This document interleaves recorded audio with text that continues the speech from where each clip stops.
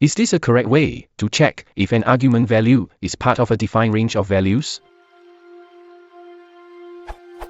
I am using the following assert to validate the argument value in a function. I have a function test that takes a Boolean input arg1 that can be none, true or false. Is this okay to make sure arg1 is only one of those possible values? My friend tells me the following. Can't do this. You have to compare true, false, and none as identities, is not, smiley face. Doing an in is equivalent to multiple equals s, you have to maintain separate is. Is that correct?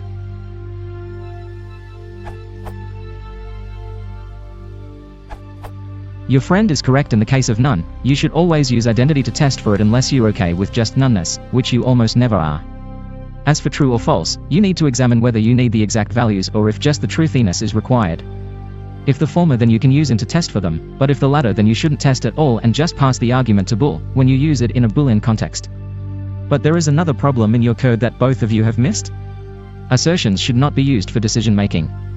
Assertions should be used when actions would have a deleterious effect on the system, not for just validating input.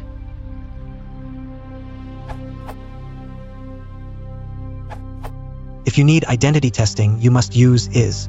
Your friend is correct, as in uses equality testing. For example,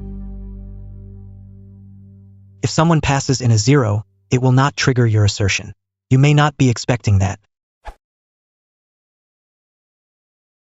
이동키 먼저 포스트 슬라이딩 샤인